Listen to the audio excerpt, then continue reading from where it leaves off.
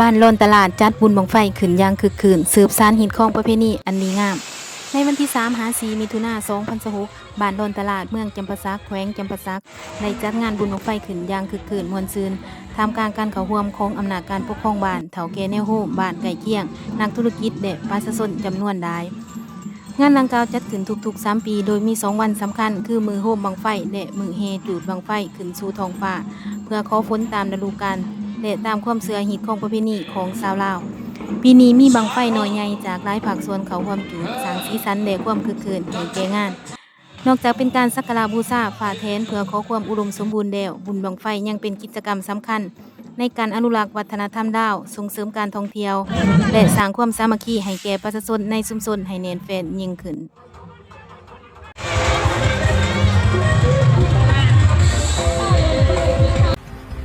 อย่าลืมกดไลค์กดแชร์และกด Subscribe เพื่อติดตามข่าวต่อไปที่นี่จำปาไมนิวส์